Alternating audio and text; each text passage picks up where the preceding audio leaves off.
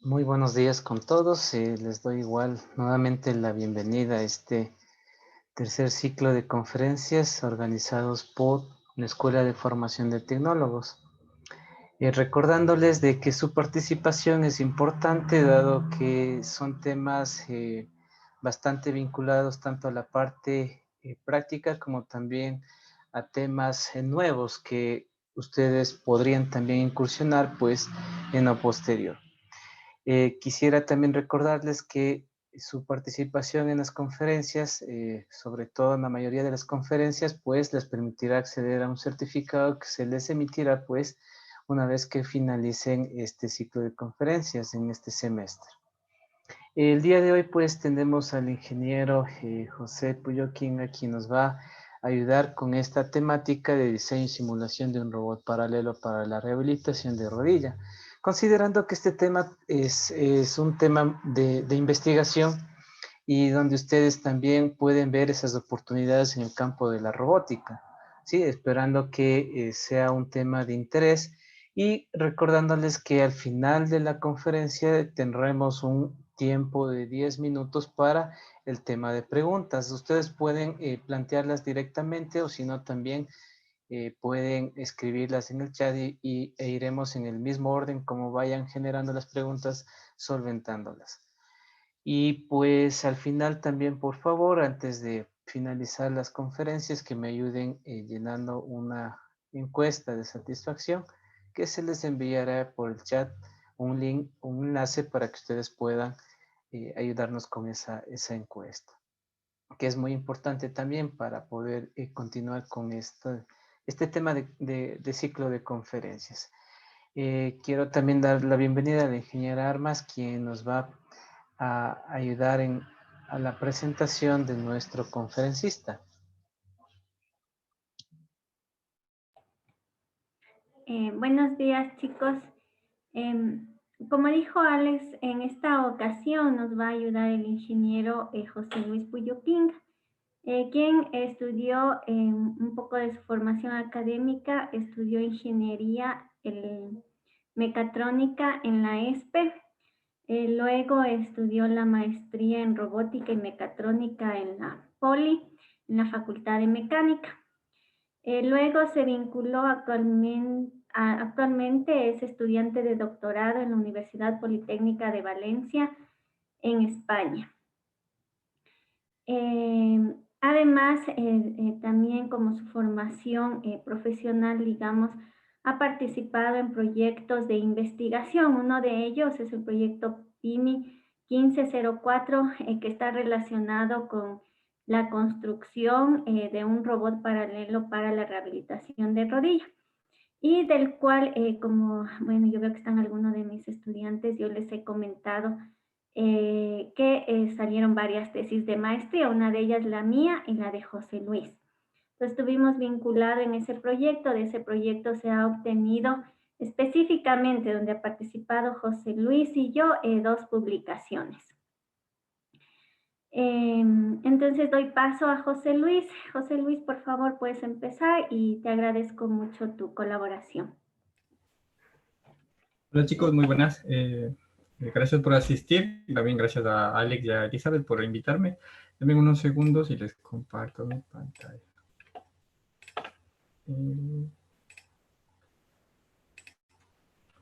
Pues bueno, antes de empezar, un placer estar aquí.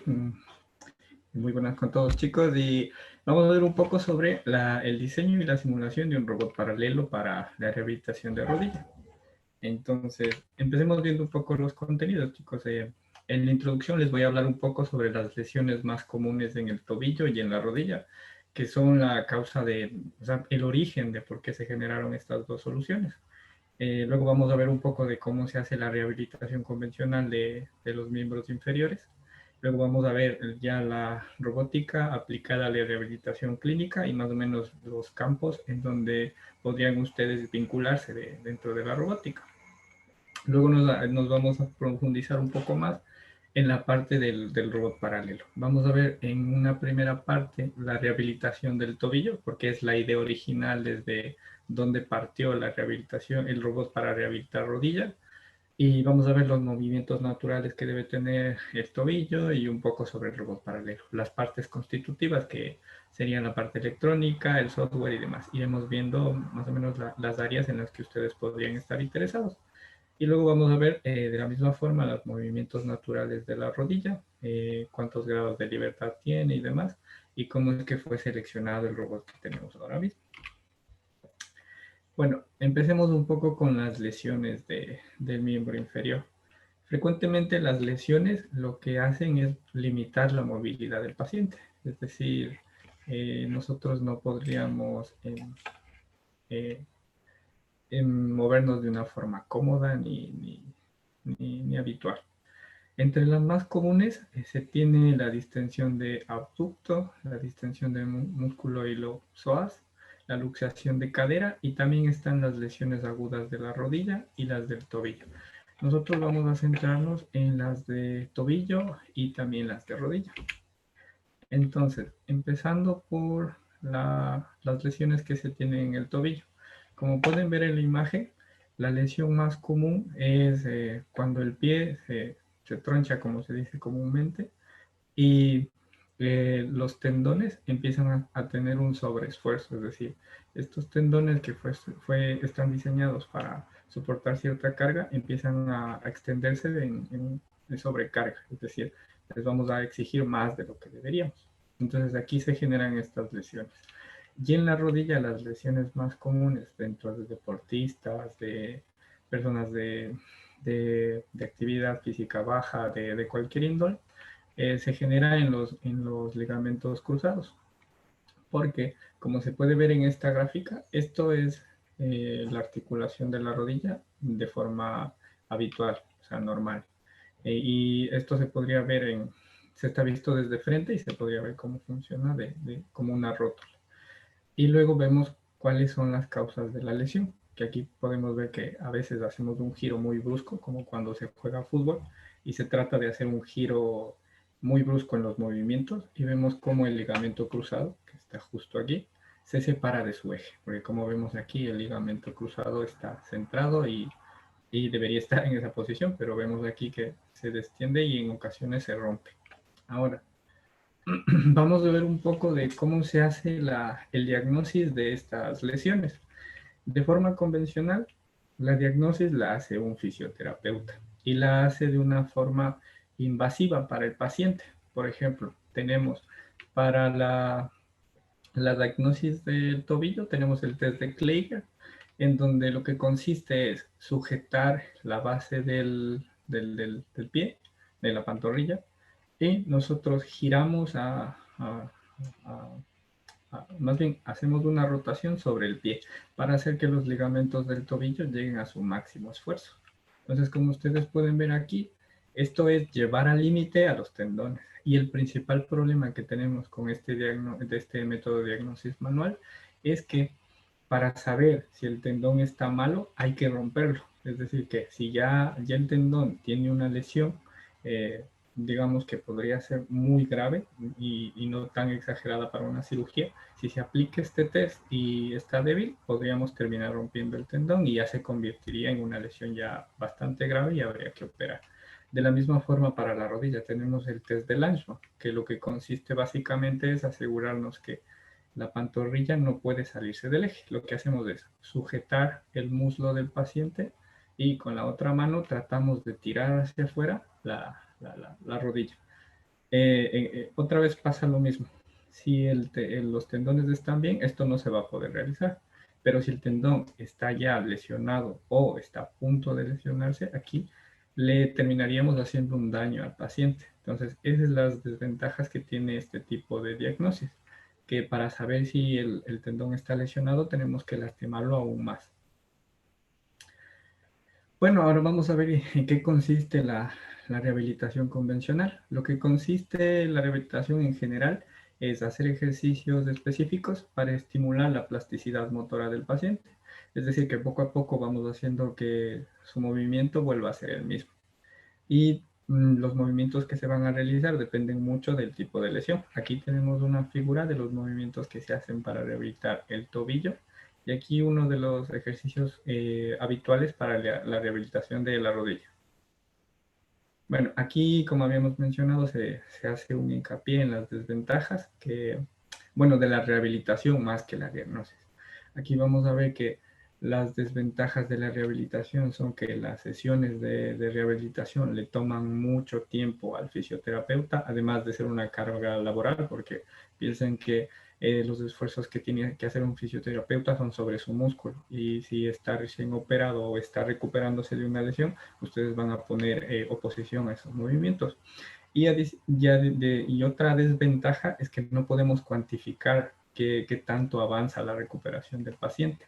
El progreso del paciente solo se evalúa de forma cualitativa por el fisioterapeuta y dependerá de la experiencia del fisioterapeuta y de otros factores para ver qué tan rápido avanza. Entonces, en base a estas necesidades, lo que se ha ido tratando de hacer en la parte de robótica clínica es incluir a los robots para que este proceso tan repetitivo de rehabilitar un músculo con lesión o un músculo un músculo o un tendón después de una cirugía, utilizar robots para que ellos se encarguen de esas tareas tan arduas y también que se puedan evaluar. Como ahora tenemos un montón de sensores, se puede evaluar qué tan rápido está progresando el paciente y ya no sería una medida cualitativa, sino sería una medida cuantitativa que se puede cuantificar y hacer un pronóstico también de en cuánto tiempo el paciente va a estar listo para regresar a su vida habitual. Entonces, dentro de la robótica de rehabilitación, se pueden clasificar los equipos en los siguientes 3 grupos. Tenemos la cinta de entrenamiento para marcha, que la podemos ver aquí, las placas para pies, para entrenamiento de marcha también, que se pueden ver en el diagrama de aquí. Y luego tenemos el sistema de rehabilitación de tobillo, que se puede ver aquí dos sistemas, que para rehabilitar tobillos se tienen sistemas estacionarios y sistemas móviles, que como se pueden ver aquí tenemos un sistema estacionario y acá un sistema móvil.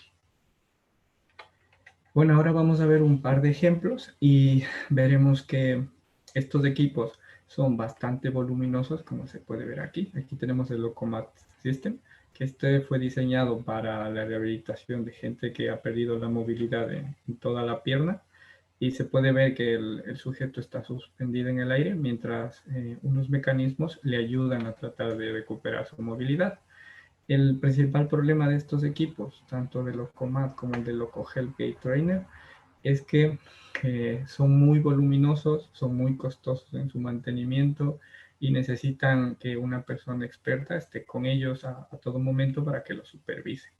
Y de forma complementaria también se podría decir que este equipo no se lo puede conseguir fácilmente. Lo tienen hospitales ya bastante especializados para ello. Otros ejemplos que también tenemos son el Motion Marker de Rehabilitation System. Como pueden ver aquí, ahora ya el paciente está acostado, que le da un poco más de comodidad, pero sigue siendo un equipo bastante grande y que necesita de mucha supervisión por parte del fisioterapeuta. Luego tenemos una versión de un exoesqueleto en donde también el paciente, más que rehabilitación, se ha pensado como asistente para marcha. Es decir, que esto le permitirá al paciente, a pesar de no haber recobrado totalmente su movilidad, le permitirá hacer una vida relativamente normal.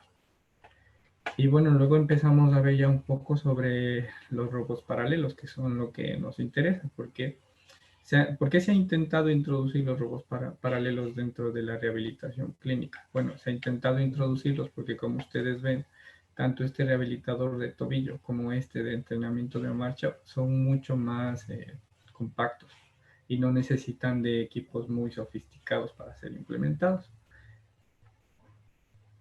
Bueno, ahora sí empecemos un poquito a hablar de los movimientos naturales del tobillo, porque queremos ver la parte del robot de rehabilitación del tobillo. Entonces, para el diseño de un robot se parte de especificar cuántos grados de libertad necesitamos o qué movimientos vamos a necesitar que se generen. En el caso del rehabilitador de tobillo se necesita solo 2 movimientos específicos, que ambos son de rotación. Como se puede ver aquí, tenemos una rotación alrededor del eje plano. Entonces podemos ver perdón, el eje Z, que se puede ver cómo se rota el pie.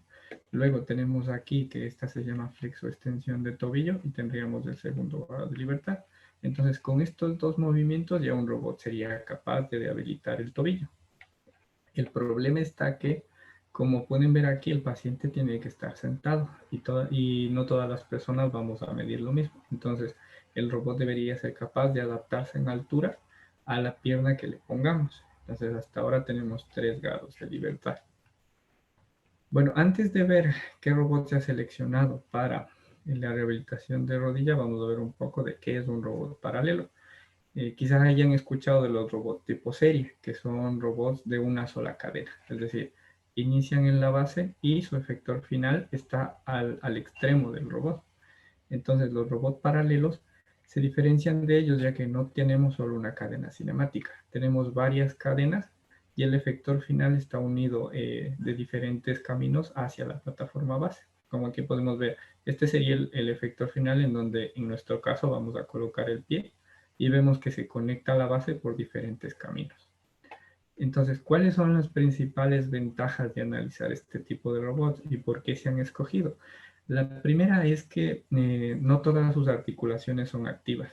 En los robots series necesitamos colocar un motor a cada una de las articulaciones. En un robot paralelo no. Como se ve en el ejemplo, las articulaciones activas vendrían a ser solo las juntas que están aquí. Y las demás son pasivas, es decir, las unimos, los componentes mecánicos están unidos y no necesitamos colocarles motores. Entonces, esta ventaja de que no todas las articulaciones activas nos dan, aparte de una alta capacidad de carga, porque como ustedes pueden ver, se puede poner el pie aquí y la fuerza que ejerce hacia abajo se va a repartir entre cada una de las cadenas. También tenemos menos consumo de energía, porque no necesitan ponerle motores a todas las cadenas. Esto también nos va a ayudar a reducir la complejidad de la parte electromecánica, de lo que tiene que ver con las tarjetas de control, los tableros y sistemas de control.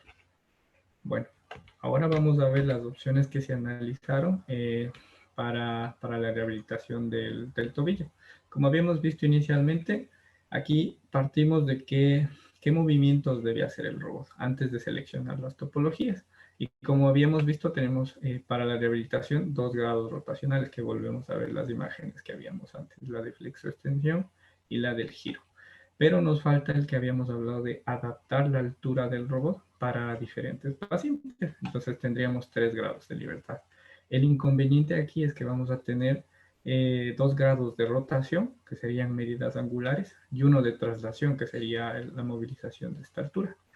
Entonces, los robots paralelos también son una buena opción porque combinan este tipo de movimientos. Se puede hacer combinaciones rotacionales y traslacionales sin problema.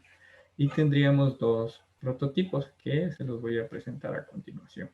Estos serían los prototipos que se han analizado en la universidad para este tipo de necesidad.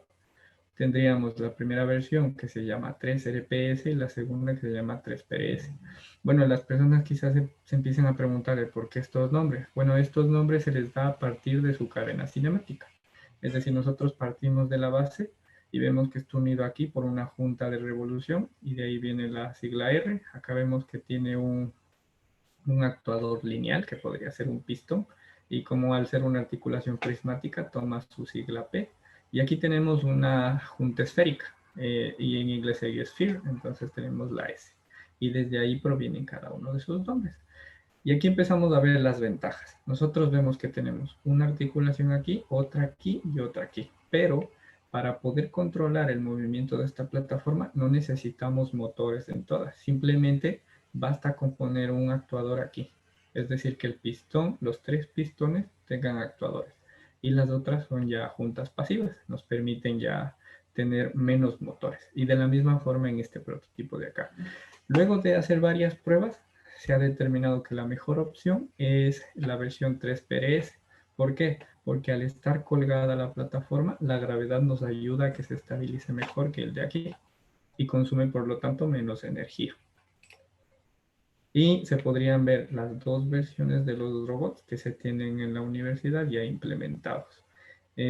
Como pueden ver, son la representación en la realidad de los prototipos que se habían planeado. Como les había mencionado, los dos tienen las mismas características de movilidad, sirven para lo mismo. Pero como les decía, este se seleccionó porque como ustedes pueden ver, la plataforma aquí está colgando y los actuadores se podrían detener y ya no consumirían energía. Para nosotros poder mantener esta posición, aquí los actuadores deben estar funcionando todo el momento y el sistema de control también. Ahora, bueno, vamos a ver un poco de cómo está planteada la estructura del control de este robot. Entonces, lo que se hace es generar una trayectoria de rehabilitación. Esta trayectoria se genera en el espacio cartesiano, es decir, qué movimientos quiero aquí en el pie, y luego eso hay que traducirlo a la posición de los actuadores, es decir, en dónde queremos que esté cada uno de los pistones. Eso se hace a partir de la cinemática inversa, que es básicamente transformar las coordenadas del pie a coordenadas de actuador, nada más. Y luego esto lo ingresamos a un controlador de posición. Y aquí sería la parte que vamos a ver sería en donde ustedes podrían intervenir en la parte de robótica, porque una vez que ustedes ya tienen cómo mover al robot y cargado en un controlador, tenemos que hacer que esas señales se vuelvan señales de voltaje y también que se vuelvan lecturas también de voltaje. Entonces aquí tenemos dos tarjetas de electrónica que son para la salida de las señales analógicas y las entradas de las señales digitales de los encoders. Como ustedes podrán notar, aquí tenemos un driver, que esta parte de aquí se hace con conexiones eléctricas. Y esta parte sería un punto, más bien, esta parte es un punto fundamental para la robótica. Si nosotros quitamos esta parte, toda la parte del desarrollo cinemático, dinámico, las tarjetas electrónicas no podrían funcionar. Y esta parte de aquí pueden intervenir ustedes sin problema, porque aquí lo que se maneja es un sistema eléctrico que tenemos el motor, el freno, el encoder, y la parte mecánica, que tendríamos el cilindro, que básicamente de forma mecánica es como un sistema de tornillos sin fin, que no sé si lo habrán visto, pero luego lo podríamos ver más a detalle. Y bueno, aquí se hace una descripción de las partes, la trayectoria, el PC industrial y el robot paralelo. Entonces ahora les voy a mostrar más o menos cómo el robot funciona. O sea, una muestra de lo que se puede hacer con este tipo de robots. Entonces ahora vamos a ver cómo es que el robot se mueve a través de un joystick. Como se puede ver en el fondo, el robot está yendo a una posición inicial y luego a partir de este sistema de control que tenemos justo aquí, le vamos diciendo cómo queremos que se mueva. Estamos ahora seteando la velocidad y bueno, ahora le empezamos a decir que se mueva. Y podemos ver que la orientación del robot ha cambiado. Bueno, de forma adicional, luego se vio la necesidad de que, bueno, el robot sí se movía y demás y hacía ejercicios de rehabilitación, pero ¿cómo podía detectar que la persona no está siendo lesionada? Es decir, ¿cómo podíamos detectar de que a la persona no le estamos haciendo daño en lugar de ayudarle a su recuperación? Lo que se hizo fue colocar, como ustedes están viendo aquí en la parte derecha, un sensor de fuerza. Que lo que hace este sensor es ver qué tan brusca está haciendo la aplicación de movimientos del robot sobre la pierna del paciente. Bueno, aquí tenemos la vista de un ejercicio de rehabilitación clásico. Aquí se va a ver, se está probando el sensor de fuerza, se puede ver que el chico está moviendo el sensor para simular que la persona se está oponiendo a los movimientos y se ve que el robot no lo lastima, que sigue los movimientos que está haciendo el chico. Entonces, ustedes pueden intervenir en toda esta parte de las señales de los equipos, es decir, la instalación de los sensores, las tarjetas de procesamiento de datos y otras cosas más. Bueno, y básicamente esto sería el funcionamiento que se tendría con los sensores y demás antes de aplicarlo a un paciente. Ahora vamos a ver cuál es el resultado final ya luego de aplicarlo a un paciente. Bueno, hay que señalar también que una de las ventajas de este robot es que es de bajo costo, porque como ustedes pueden ver, ahora es menos voluminoso y además son elementos que se pueden encontrar comercialmente. Bueno, este es un video que se ha hecho con un fisioterapeuta en donde él está ahora simulando que le va a enseñar al robot qué es lo que debe hacer, cómo debe desarrollarse el ejercicio de rehabilitación Podemos ver que el robot sigue los movimientos que le dice el fisioterapeuta. Y ahora que ya le he enseñado el proceso de rehabilitación, el robot lo va a hacer solo. Mire, el robot ya aprendió qué es lo que debía hacer y ahora está repitiendo. Aquí se puede ver en miniatura qué es lo que le enseñó y qué es lo que está repitiendo. Como les mencionaba, ustedes pueden intervenir en todas estas partes de las conexiones y demás. Aquí ya se va a poder ver cómo interviene ya con el paciente. Y luego ya el fisioterapeuta se retira y deja que el robot haga la rehabilitación por sí solo. Y aquí vemos ya varias de las ventajas que habíamos hablado inicialmente. El fisioterapeuta puede tomarse un descanso, puede ya ir por un café, algo, y el paciente ya empieza a hacer su rehabilitación. Y se asegura que el robot no le haga daño. Como podíamos ver, el robot sigue las necesidades del paciente. Ahora hablando un poco de los sistemas electromecánicos involucrados dentro del robot, como podemos ver aquí está el PC industrial, pero necesitamos de componentes eléctricos y mecánicos. Bueno, voy a regresar un poco el video. Aquí se puede ver claramente que aparte de la parte importante que es el PC industrial, también se requieren de los sistemas eléctricos y también de los sistemas mecánicos, lo que habíamos hablado. Si yo quito toda esta parte de aquí, sin la mecánica, sin la electromecánica, el sistema de control sería inútil, no podríamos utilizarlo. Y esta parte sería la que ustedes manejan o sea, son expertos en esto. Serán capaces de diseñar los dispositivos que necesitan para hacer que este sistema funcione. Bueno, ahora vamos a ver un poco sobre el tema de la rodilla. Como habían visto antes, el proyecto partió de la rehabilitación de tobillo. Luego lo que se vio es que otra lesión importante eran las lesiones en la rodilla, en los ligamentos cruzados. Y luego posteriormente era un gran problema la rehabilitación de la rodilla, de cómo volver a obtener el movimiento natural de la marcha. Entonces aquí se necesitan 4 grados de libertad. 2 de traslación, que aquí la rodilla debe ser capaz de elevarse, que se le llama como movimiento flexo-extensión de rodilla, en donde además de levantarse debe también poder extenderse. Estos serían los 2 movimientos nuevos. Y los otros 2 movimientos que se necesitarían son los del tobillo. ¿Por qué se necesitan los dos? Porque en la marcha no interviene solo la rodilla, sino también el tobillo. Por eso es que era importante mencionar el estudio anterior del tobillo. Para este tipo de robot, vemos otra vez que antes del diseño lo que necesitamos es plantear qué requerimientos de movilidad necesita la aplicación. En este caso, 2 de rotación y 2 de traslación. Para este caso, la Universidad Politécnica de Valencia ha propuesto esta tipología de robot, que tiene 3 cadenas de tipo UPS, que tienen una junta universal, una junta prismática y una junta esférica. Y en el centro, para limitar los 2 grados de movimiento que no queremos, tenemos una cadena de tipo RPU, que tiene una junta de revolución, una prismática y una universal. Esto se ve bastante raro así de forma conceptual, pero una vez que se crea el robot, se ve así. Y una vez más podemos ver que aparte del sistema mecánico que ya se diseñó, se necesita el componente electromecánico. Aquí podemos ver los motores anclados al sistema de transmisión y ellos conectados hacia un sistema de tarjetas para el control, que estas luego se conectan al ordenador industrial. Y bueno, antes del paso previo para pasarnos a la creación del robot, necesitamos hacer simulaciones.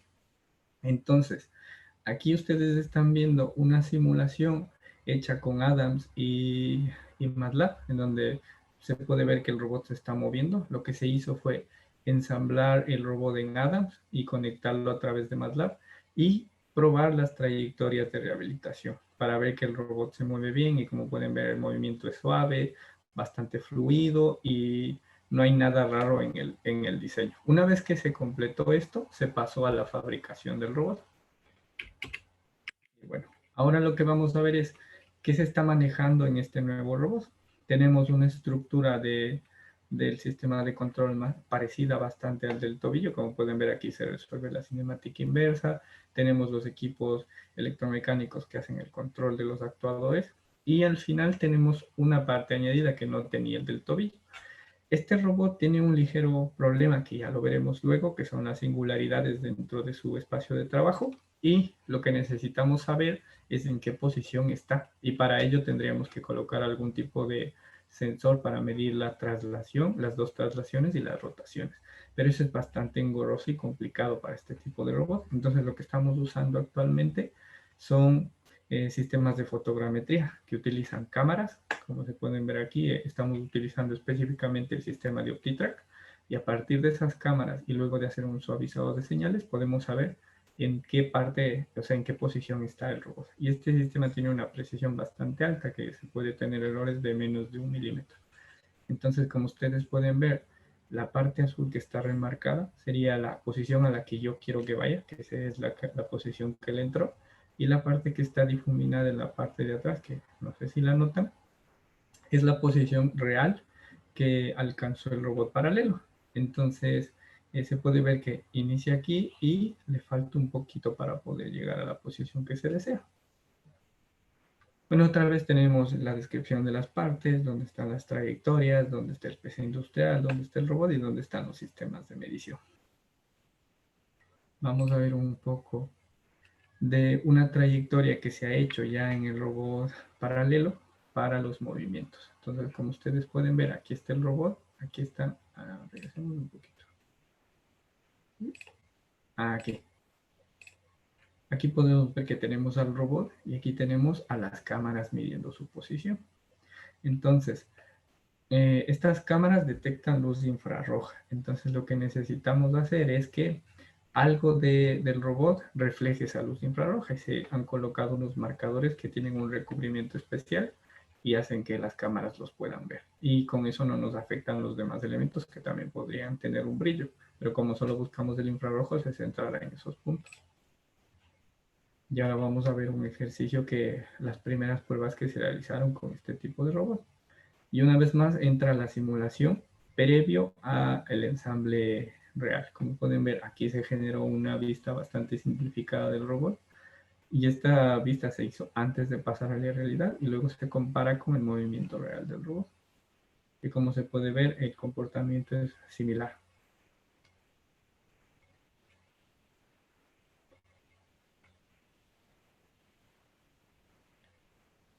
Bueno, acá en la parte de atrás pueden ver el anterior robot que habíamos mencionado de la rehabilitación del tobillo.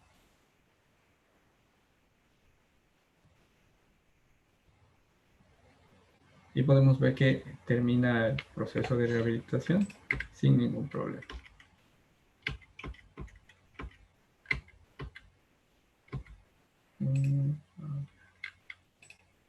Bueno, aquí tenemos otro video de un sistema más bien de una trayectoria de funcionamiento para la rehabilitación, en donde se demuestra que el robot que se ha diseñado tiene varios grados de movilidad y que todos complementan los movimientos que se requieren. Como por ejemplo, ahorita estaría haciendo una flexo-extensión de la rodilla mientras va variando el ángulo del tobillo.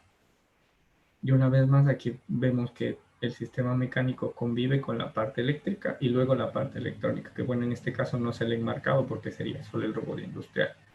Y se puede ver la aplicación de los sistemas electromecánicos, el sistema mecánico del pistón y el motor DC que hace el control de los movimientos de aquí. Como se puede ver, este robot tiene una movilidad bastante buena y se podría pensar hasta aquí que no tendría ningún otro inconveniente. Ahora les vamos a mostrar el inconveniente que tiene este robot y por qué es necesario saber en qué posición está la plataforma móvil. Bueno, vamos a la siguiente. Vamos a hablar un poco de las singularidades y qué son.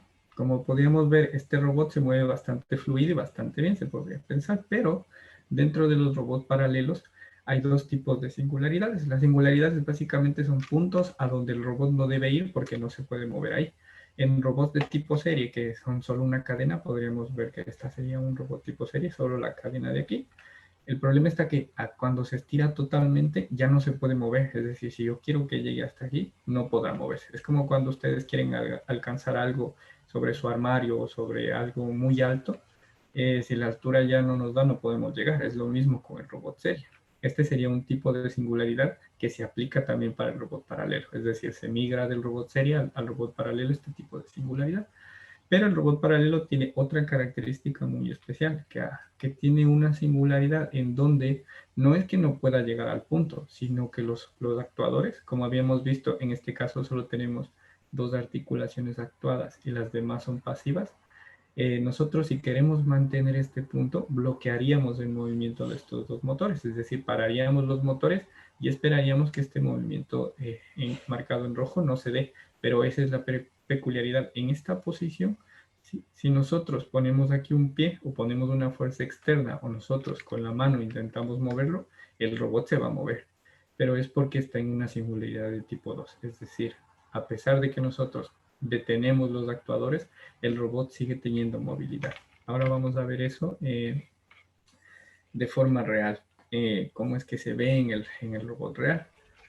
Aquí tenemos un ensayo que se hizo en donde el robot llega a un punto singular y a pesar de que los motores tratan de seguir un movimiento, el robot cae. Ahí podemos ver que el movimiento que se quiere hacer es girar la plataforma, pero miren, ahí perdimos el control del robot y se cayó. Entonces, ¿por qué son peligrosos estos puntos? Porque este robot, al ser pensado para una aplicación clínica, al estar en contacto con un paciente, es potencialmente peligroso para el paciente. Piensen que ahí está una pierna y hace ese movimiento brusco. Podría lesionar más que rehabilitar. Entonces, ese tipo de puntos hay que tratar de evitarlos y es el motivo por el que colocamos las cámaras para poder rastrear su posición. Y otra desventaja que se tiene ahí es que a partir de las posiciones del robot, de los actuadores, se podría saber la posición en la que está la pierna, pero al perder el control sobre el movimiento, como podíamos ver, el robot cayó aquí al final. Entonces, vamos a verlo de nuevo. Aquí. Ustedes teóricamente antes de la caída estaban en este punto. Como pierden el control, así ustedes piensen que está en esta posición, en la realidad el robot ha caído. Y es por eso es que hay que realimentar esa medida de posición. Aquí tenemos otro ejemplo en donde vemos cuál es la desventaja.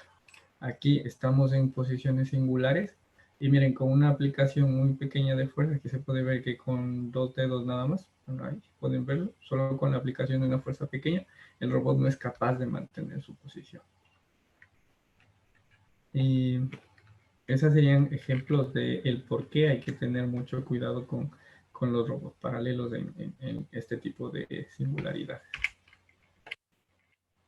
Bueno, acá también tenemos un ejemplo. Vamos a ver un ejemplo de otro tipo de singularidades que es uno de los limitantes en este tipo de robots.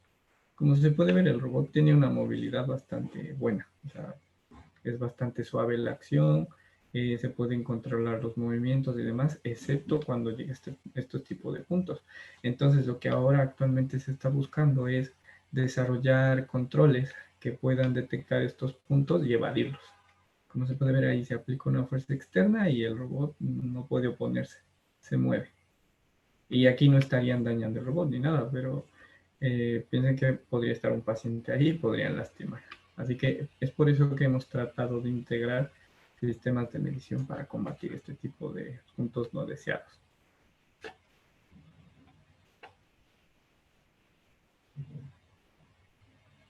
Y pues bueno, hasta ahí ha llegado mi presentación. Si tienen algún tipo de pregunta o algo, estaría a su orden.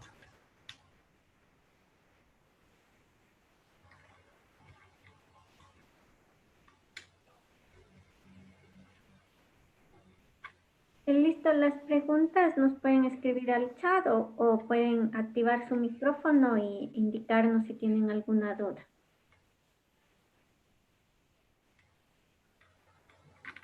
Buenos días. Hola, Jonathan, ¿qué tal? ¿Qué tal? Disculpe, una pregunta. Claro. Entonces, más en lo que sería en nuestra área, nuestro campo, sería en lo que más mencionó que lo que son el sistema electromecánico, ¿no? Porque Sí, veo sí. que hay bastante en lo que se trata de lo que es, supongo, la dinámica del robot, se puede decir, Sí, y sí, sí. creo que nosotros no estamos competentes en esa área, me parece, ¿no es cierto?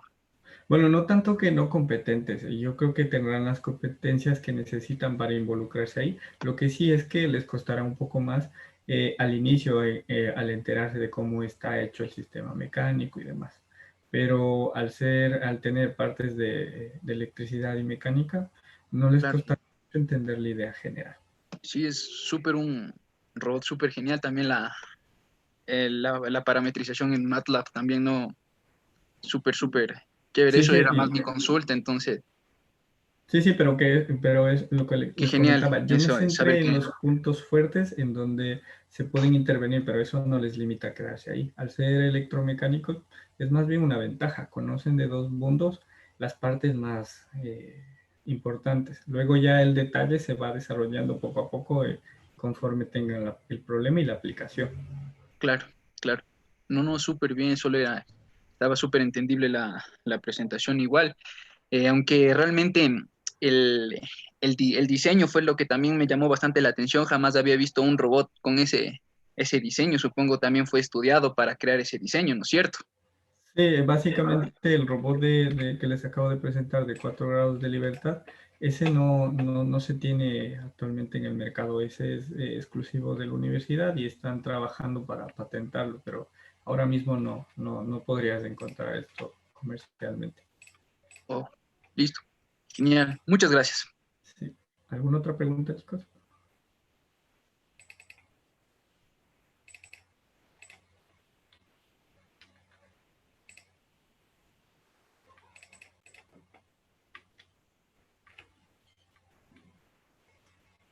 José, nos escribió Kevin una pregunta al chat.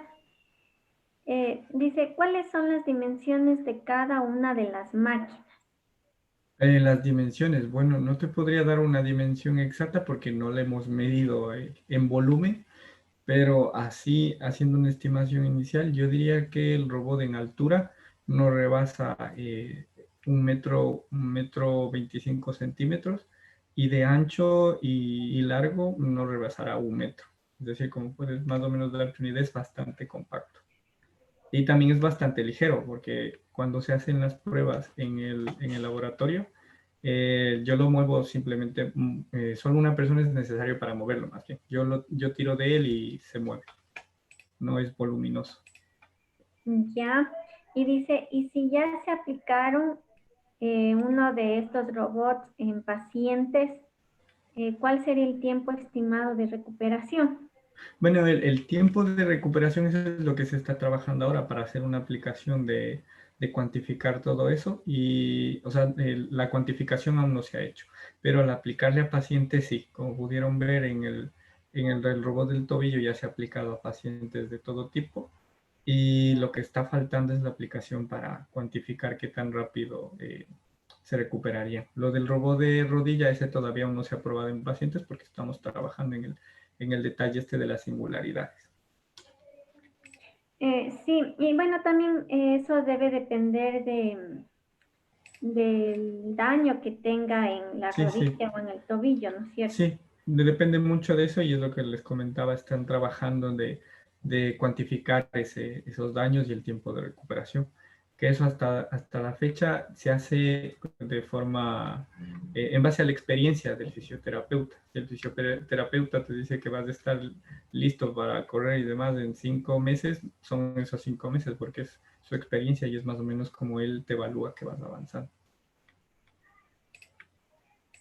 Ya. Ujú.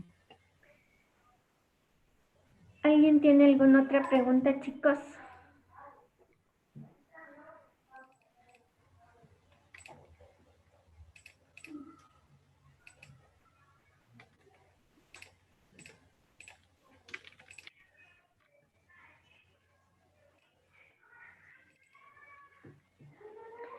A ver, tenemos otra pregunta. Ujú.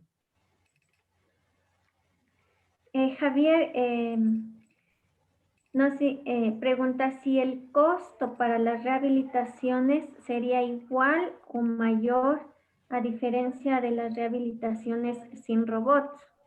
A ver, se ha hecho un análisis estimado y comparado con la rehabilitación normal, tendrá un costo un poco mayor, pero no tanto como el utilizar las máquinas volumétricas que habíamos visto al inicio de las presentaciones.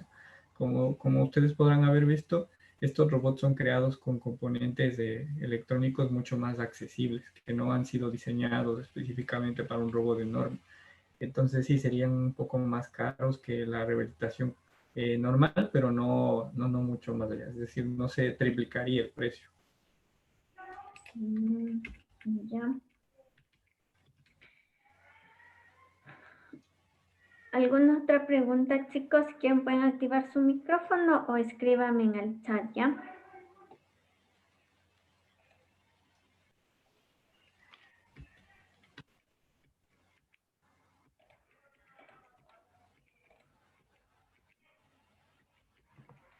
Alex, no tenemos más preguntas. No sé si tú tienes alguna duda.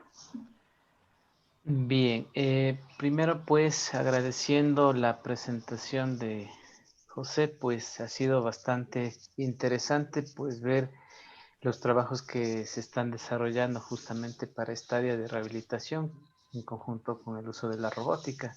Y bueno, la idea también era de esta temática pues abrirles un poco a ustedes para que se interesen también por esta área. Lastimosamente aquí en el país no ha habido, digamos, un desarrollo en esa área de la robótica. Sin embargo, están surgiendo justamente tanto a nivel de especializaciones, carreras relacionadas justamente con la parte robótica. Ahora, en el caso de los tecnólogos en electromecánica, como habíamos mencionado, pues se pueden involucrar justamente en estas áreas, como lo mencionaba también el ingeniero, pues para colaborar en la implementación de las plataformas. Conjuntamente con Elizabeth también se están trabajando en algunos temas de titulación relacionados con temas de robótica, que la idea es justamente eso, ¿no? Empezar a trabajar en esos temas y involucrar justamente a los chicos de la carrera para que puedan ayudarnos a la implementación de la estructura, tanto en la parte mecánica, en la parte eléctrica, en todo lo que son la parte de actuadores, que serían, digamos, algo que tal vez ustedes conocen, que son motores de todo tipo, todo lo que son sistemas de sensores, todo lo que es la alimentación eléctrica, las interfaces de comunicación. Como ustedes vieron, pues en uno de los videos se presenta tanto una simulación y también en conjunto con la operación real del robot. Entonces, en todo eso ustedes están involucrados, obviamente. Entonces, la idea justamente es de eso, ¿no? Despertar ese interés, por eso también se presentó esta temática para que ustedes en lo posterior, como la mayoría de aquí veo que son de los primeros niveles, más adelante pues ya tendrán que pensar en un tema de titulación o de proyecto eh, a nivel de la universidad, entonces sería importante que ustedes se vayan involucrando también en ese tipo de proyectos, porque en realidad sí, digamos, aportaría mucho también al desarrollo del país y también cubrir algunas necesidades que se tienen.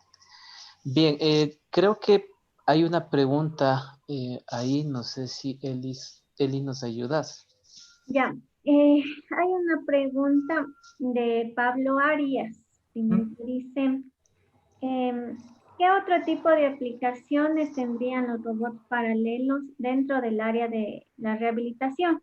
Aparte, me Bueno, imagino, de las que ya mencionaste, ¿no? claro, bueno, aparte de la rehabilitación de tobillo y también de la rehabilitación de rodilla, también se ha trabajado en la rehabilitación de cuello, en donde, de lo que tengo entendido, se busca es recuperar los movimientos de flexo-extensión del cuello y demás. Ese sería un ejemplo. En otra parte del cuerpo en que se pueden utilizar también son para, bueno, ya no es rehabilitación, sino más bien para el transporte de pacientes. Se hablaba de incorporarlo en el sistema de camillas, que actualmente son sistemas manuales, que pasarlo a un sistema de un robot paralelo. Es decir, que el robot se acomode, baje los camilleros, lo único que harían es pasar del suelo donde esté el paciente a la camilla, y luego la camilla ya se ajusta al nivel que se necesite, lo pone en la ambulancia, luego se lo mueve a una siguiente camilla y demás. Esas son las aplicaciones que actualmente se han visto. Adicionalmente, aparte de la rehabilitación, también se ha pensado en como asistentes de cirugía. Actualmente se está trabajando en la universidad en un robot para asistir en una histerectomía vaginal, en donde lo que se busca es que el robot Da Vinci, que es un robot de 14 grados de libertad, haga una cirugía mientras otro robot sostiene el útero de la mujer para que no se lastime. Convencionalmente el útero se mantiene por una persona, pero como son varias horas de operación y demás, la persona se llega a cansar. Entonces, actualmente se está pensando en reemplazar esa actividad tan pesada para una persona por un robot que haga la asistencia de la cirugía. Ya. Otra pregunta tenemos de Juan. Dice, siendo el caso, ¿no es cierto?, de que no beneficia en costo, entonces, ¿en qué se beneficiaría el uso de robots al paciente? Bueno, la propuesta más ambiciosa que se tiene es que, como ustedes pudieron ver en el video de la rehabilitación del tobillo, déjenme regresar un poquito hacia allá. Aquí. Como ustedes pudieron ver aquí, no, pero este no es este. A ver, como se pudo ver aquí, inicialmente el fisioterapeuta le hace la rehabilitación del tobillo y luego ya el paciente puede rehabilitarse por él solo. Entonces, la ventaja que se tendría si no fuese el costo es que ustedes no tendrían que movilizarse con el fisioterapeuta. Ustedes podrían tranquilamente asistir y con el robot ya se encargaría de hacer su rehabilitación. Y el siguiente paso que se busca, que es un poco más ambicioso, es que el robot pueda ser adquirido por una persona. Es decir, que lo puedan tener en sus casas y utilizarlo las veces que quieran.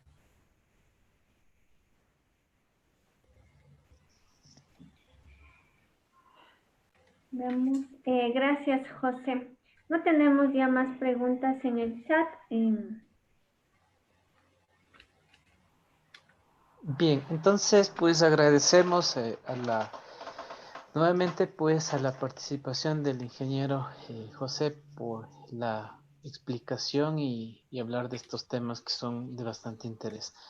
Y yo les voy a dejar, por favor, en el chat, como habíamos mencionado, un enlace para que ustedes puedan ayudarnos con una encuesta, una pequeña encuesta de satisfacción para igual seguir avanzando justamente en estos temas de conferencias que, como les decía, pues les sirve justamente para no solamente para ver dónde pueden aplicar en la parte laboral, sino también para ver esa proyección a futuro de que tal vez qué más ustedes podrían especializarse. En realidad, en la carrera como tal, pues reciben, como se les decía, diversos temas que les permite a ustedes, pues, orientarse a diferentes campos de especialización. Por eso también es muy completa la carrera en la que se encuentran ustedes. Eso sería todo. Agradezco también a la colaboración de Elizabeth y a todos ustedes por participar en estas conferencias. Recuerden que lo realizamos cada mes durante este semestre. Entonces, estar pendiente igual para la siguiente ciclo de conferencias que se realizarán el mes de marzo. Muchas gracias por su asistencia. Que tengan un excelente día. Muchas gracias a todos. Hasta luego. Chao, José, gracias. Chao, Eli. Hasta luego, Alex, que vaya bien. Chao, José. Cuídense.